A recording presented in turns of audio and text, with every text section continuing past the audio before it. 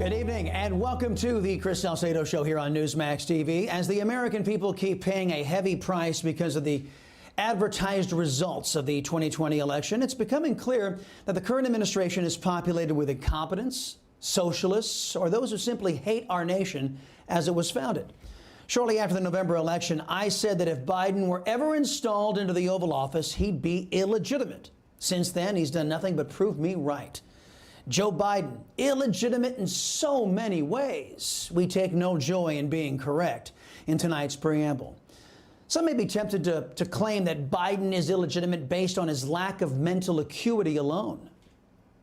But there's, there to be, beginning this effort for 2021 is there's help. They're, being there to help clear roads, rebuild main streets.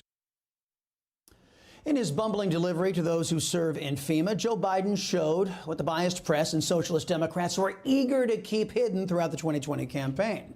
Before you're tempted to blame the myriad crises at home and abroad on Biden's lack of sharpness, rest assured that this man has been a buffoon for over half a century in American politics. Old, often wrong Biden was even decried by Barack Obama's defense secretary, who rightly pointed out that Biden has been wrong on every major foreign policy decision in the United States for the last 4 decades. Sadly, that trend continues as Biden runs interference for his family's benefactors, the repressive and cold-blooded killers of the Communist Party of China. In yesterday's press briefing, Biden's spokesmouth, Jen Psaki, revealed that Biden isn't interested in America investigating the origins of the China virus. Instead, Biden wants the World Health Organization to do it. And we have repeatedly called for the WHO to support an expert-driven evaluation of the pandemic's origins that is free from interference or politicization. Now, there were phase 1 results that came through. We were not, during that first phase of the investigation, there was not access to data, there was not information provided. And now we're hopeful that WHO can move into a more transparent, independent phase 2 investigation. Oh, pathetic. So Biden is hopeful. He's hoping that the WHO will get around to investigating the origins of the China virus. Whether they do, whether they don't, it really doesn't matter. This is the same WHO that helped China cover up the beginnings of this pandemic. This is the same WHO that has a non-medical doctor leading it. This organization is what Biden is trusting to avenge the deaths of nearly 600,000 Americans who died from the China virus. Jen Psaki was pressed on that point when she was asked how many Americans have to die before socialist Democrats would launch an American investigation into China using our considerable resources and leverage. Here's what she said. I think you're misunderstanding how this process actually works. An international investigation led by the World Health Organization is something that we've actually been pressing for several months in coordination with a range of partners around the world. We need that data. We need that information from the Chinese government. What we can't do, and what I would caution anyone doing, is leaping ahead of an actual international process. We don't have enough data and information to jump to a conclusion at this point in time. So it doesn't really matter how many Americans die. So long as illegitimate Joe Biden is in the Oval Office and as long as socialist Democrats are in power in Congress, America will rely on a corrupt puppet China organization to investigate China. Adding insult to injury, it was Biden who reinstated American funding to the WHO, funding that Trump had cut off, in recognition of the corruption at the World Health Organization. Now, why would Biden make sure America doesn't investigate China to avenge the deaths of 600,000 dead Americans? Could it be that his family makes too much money off of China? Could it be that Democrats are too invested both ideologically and financially in China to risk outing that American enemy? Whatever the reason, no legitimate president would ever sell out his or her country in such a manner. No pro-American political party would allow the deaths of their own constituents to go unanswered. One more thing. Why won't Biden and socialists seek an answer to this?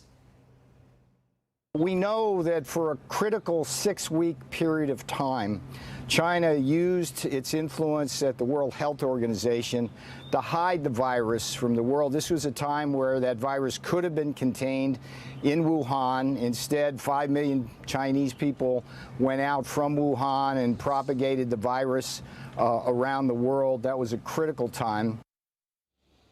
Why is the party that is in charge of Washington, D.C. determined to make sure that China's dictator, Xi Jinping, never has to answer for his order to infect the world with the China virus? Shortly after the election, I said this of a potential Biden occupation of the Oval Office. After George W. Bush won the 2000 election, many Democrats claimed that he was an illegitimate president.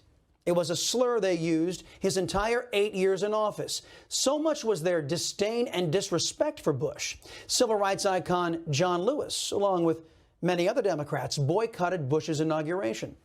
Democrats escalated their inaccurate and slanderous attacks on Mr. Bush by repeatedly calling him a Nazi, from Cindy Shaheen to Al Gore, from Keith Ellison, ironically, to the former Democrat Klansman Robert KKK Byrd.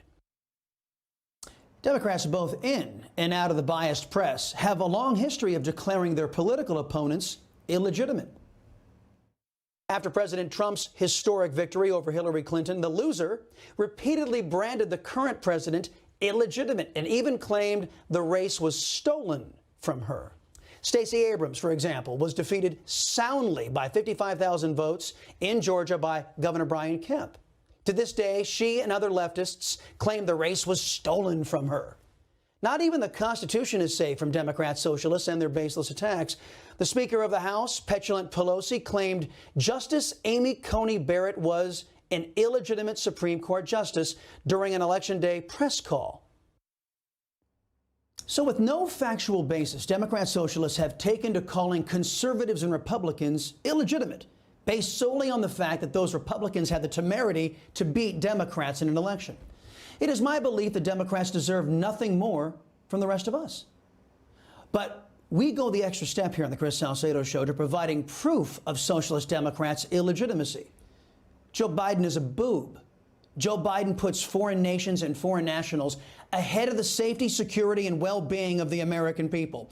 Biden's party, the Democrat Socialist Party, the racist, the anti-white, the anti-Semitic, the anti-cop, the anti-Christian, the anti-Constitution, the anti-rule of law party, abandoned their legitimacy as a pro-American political party long ago.